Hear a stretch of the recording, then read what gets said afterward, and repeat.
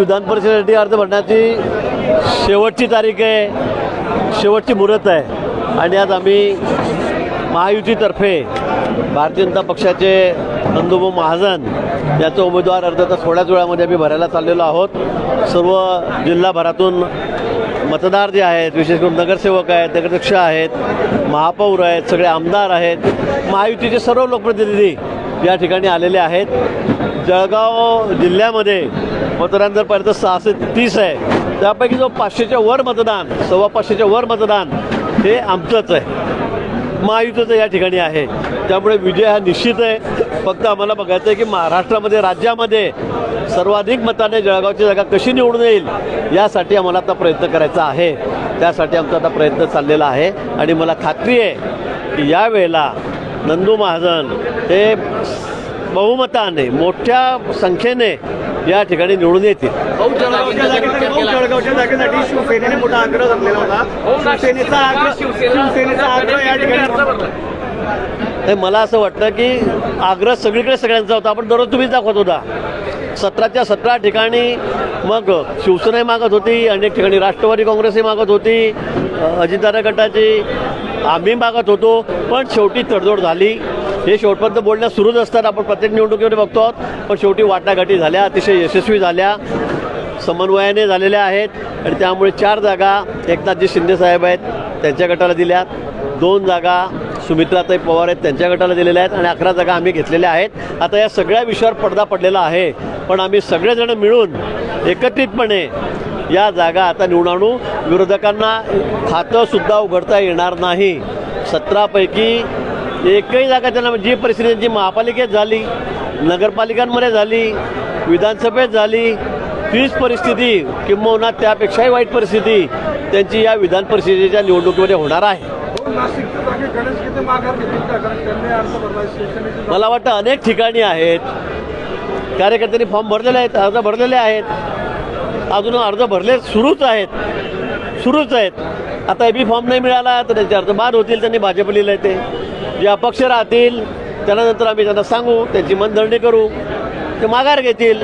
महायुतीमध्ये कुठेही दरार पडणार नाही, महायुतीमध्ये कुठेही बंडखोरी होणार नाही याची काळजी आम्ही या ठिकाणी घेऊ.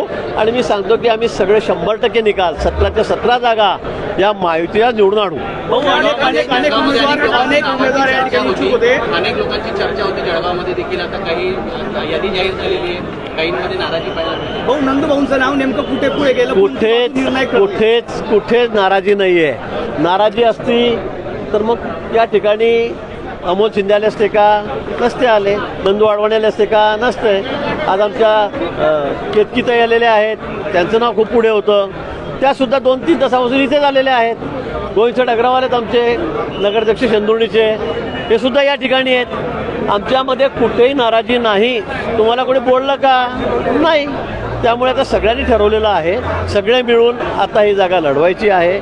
मग आमच्या पक्षातले असतील का महायुतीचे घटक पक्षातले लोक असतील, नेते असतील, आम्ही सर्व मिळून ही जागा विक्रमी मतांनी यावेळेला निवडून आणू.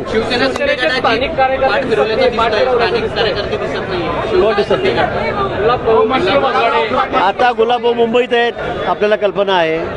अमोल भाऊ या ठिकाणी आहेत, चंदूभाऊ आहेत, त्यांचा मुलगा या ठिकाणी आलेला आहे. पण तुम्हाला जे लोक बाहेरगावी आहेत त्यांच्याबद्दल आपण काय चर्चा करावी मला कळत नाही आहे. सगळे या ठिकाणी आहेत, रोज चर्चा झालेली आहे. कालपर्यंत आम्ही सोबत बसलो होतो, माझ्या घरी बसलेलो होतो. गुलाबभाऊची आज सकाळी झाली, आत्ता एका तासापूर्वी चर्चा झाली, त्यामुळे मला मुंबईला थांबावं लागलं, म्हणून मी इथे आहे. आणि त्यांचे नेते वेगवेगळ्या ठिकाणी फॉर्म भरायला गेलेले आहेत. आता मलाही नाशिकला जायचं आहे, मलाही नाशिकला, पण मी थोडे प्रायोरिटी जळगावला दिली की मला ते म्हणजे काही गरज नाही, ते तुम्ही तिकडेच या. पण मी इथे आता फॉर्म भरला, आता तुम्ही नाशिकला चाललेलो आहे, त्यामुळे काही जण या ठिकाणी येऊ शकले नाही. अनिल दादा आहेत, आमच्या वहिनी या ठिकाणी आलेल्या आहेत, गुलाबरावजी देवकर या ठिकाणी आहेत, सगळे या ठिकाणी आहेत. आता एखाद दुसरा जण नसला, त्यांना बाहेर जावं लागलं फॉर्म भरायला नेते म्हणून, तर मग त्यांचं नाव घेऊन आपण दरार पडली, नाराजी आहे असं समजण्याचं अजिबात कारण नाही. जागा मिळाली नाही. आता मी तुम्हाला तेच सांगतोय की आता जागेचं वाटप झालेलं आहे. 4 जागा शिवसेनेला मिळाल्या, त्यात त्यांनी त्या 4 जागा मागून घेतलेल्या होत्या, आधीच मागितलेल्या होत्या. आता त्यांची जागा नाशिकची आहे, मी त्यावेळेलाही म्हटलं होतं की नाशिक तुम्ही आम्हाला देत असाल तर जळगाव आम्ही तुम्हाला देऊ, पण ते त्यांच्याकडून होऊ शकलं नाही. त्यांना एकनाथजींनी संमती दिली नाही, त्यामुळे मग ही जागा आम्हाला सोडता आली नाही. संख्येचं गणित त्याच्यामध्ये होतं आणि म्हणून मग आता ही जागा भाजपच्या वाटेला आलेली आहे.